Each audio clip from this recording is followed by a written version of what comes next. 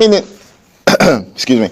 As you said, pretty much just an account of events as they've transpired in the last couple of months. With the entire episode, with the elections and everything as they've played out. That's pretty much what it is. It's self-explanatory. If you listen to the record, you follow the story from beginning to end. Even if you weren't present when all these things were happening, you'll be able to, just by listening and watching this video, to have a clear or a brief summary of events as they transpired. And that's what we're trying to achieve with the record. To say the least, the rules and regulations that were supposed to guide these elections were not applied, quite simply. The INEC chairman himself, prior to the elections, had come out and released these regulations and said, this is the way we are going to run these elections. And then by the time that these elections were then happening, suddenly, we're seeing this process that is so not transparent and exactly the opposite of what you said it was going to be. And, of course, people are going to raise eyebrows. Of course, everyone is going to be like, what is going on? So, that was pretty much, how it happened. And it was clear from all that there was some foul play involved.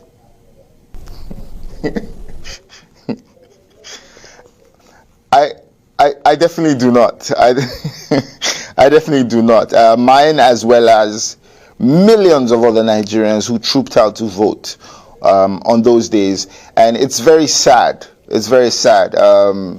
It's very terrible to see that everyone is being subjected to this. And there's some level of torture, if you like, because you're almost toying with our feelings and with our future. And this is no joke in any way. And, this man, like you said, during all these events and all these pre-election events had come and said, look, I assure you this is going to happen and it's going to be free and fair. And everyone had so much faith going into this, into these elections. And it was deeply, deeply disappointing the way everything turned out. Yes, definitely. And I think we can see that there's been a bit of a trajectory. There's been something brewing just within the polity, especially among the young people. And, as we know, as statistics tell us, the young people make the bulk of our population. And that has come to show, in just the way that things have played out. And leading up to these elections, everyone could see that there was a momentum. There was a momentum that was brewing. And it wasn't really revolving around any particular personality in particular. It was more about, look, we're going into this process again, and what we would like to achieve is being able to choose this time around. What has happened over time? And, this entire thing that's happening now is not new to us. It's what is normally expected. They come and they do this wuru and people's votes don't count. And even coming into these elections, most people were saying, oh, our votes wouldn't count because that's the way they do it normally. We'll go there, we'll waste our time, they will just come and they will do what they want to do. So everyone was feeling hopeful that this time around it wouldn't be business as usual. Everyone was hoping that we would come, we would vote, and that our votes would count. And I couldn't even believe what I was seeing, even as the elections were happening. People were determined. It was raining cats and dogs. People stood in the rain. It was, the sun was a furnace, earlier in the day. People stood and people made sure that they voted, because everyone wanted to see something different this time around. And like I said earlier on, it was just deeply, deeply disappointing, very heartbreaking, terribly heartbreaking, to say the least, the way everything played out. Music is a medium of expression. It's an expression of rage. It's an expression of frustration. It's an expression of anger. It's fury. This is the way that we're feeling. And there's absolutely nothing I'm saying on this record, or Vector is saying on this record, that hasn't occurred. It's not, we're not fabricating facts. We're not making things up. We're not painting a scenario that did not occur. I'm telling you things as they happened. We went out there, we voted, and suddenly everything was scattered before our very eyes. And absolutely nothing was done about that. And even upon all the numerous cases of violence that we witnessed, upon all the very shoddy and shabby looking manipulated results that we saw with our very eyes, the INEC chairman still went on to declare a winner.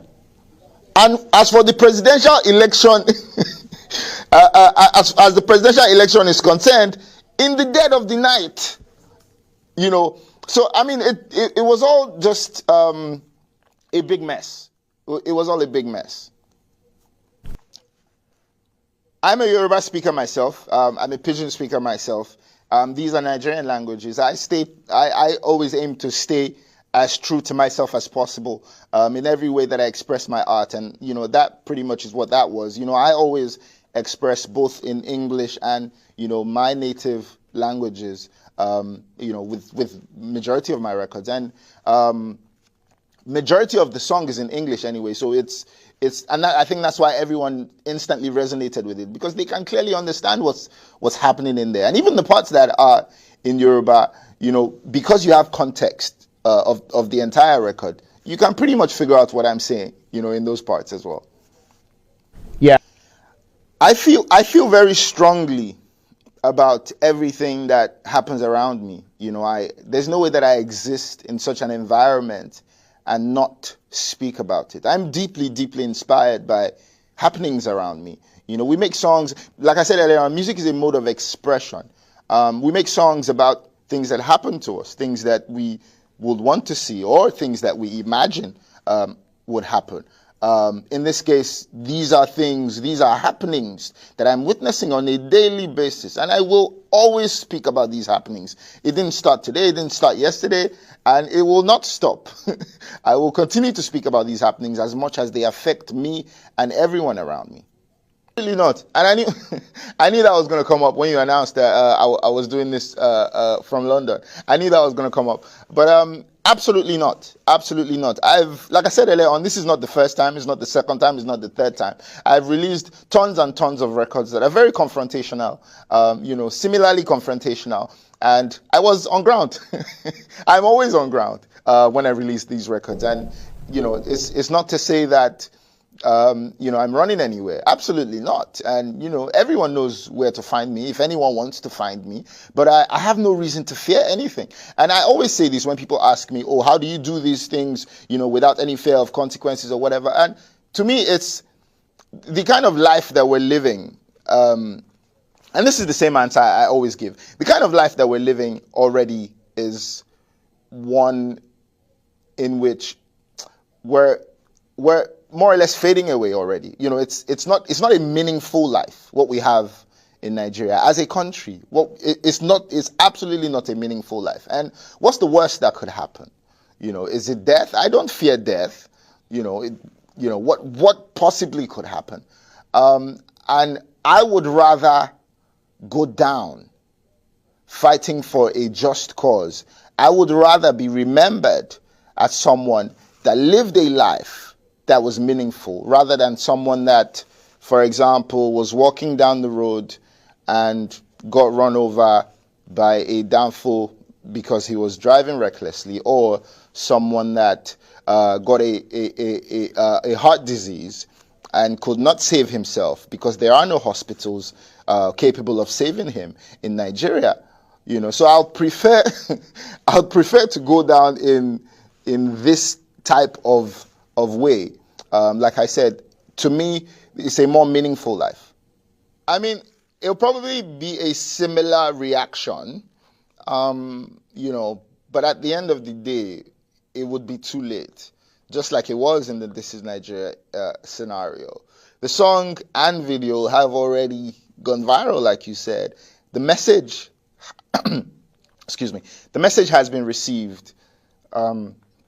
Everyone resonates with the message already. So regardless of whatever ban, whatever reaction might come from the government or the ruling party, I could care less.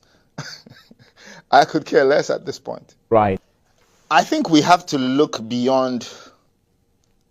When I say we, I mean the ordinary citizens. We have to look beyond all these differences, all these things that the ruling party always capitalizes on and weaponizes against us. We have to look beyond these things like tribe, religion. These are differences. Everyone is entitled to have their differences, but these things don't define us. At the end of the day, we're all Nigerian. When I look at my fellow Nigerian, I don't see their tribe. I don't see anything else but another Nigerian. And going into these elections, going to cast my vote, I was looking for competence. I was looking for who would do the job. Who do I think is capable of doing the job? I wasn't looking at, who is from my tribe. And that's why it was really, really, really infuriating when I was getting a lot of these messages and people sort of attacking me and saying, throwing around all these slogans just fueling bigotry. Stuff like, Yoruba Ronu, or, it just didn't make any sense to me, because this is not a war of tribes.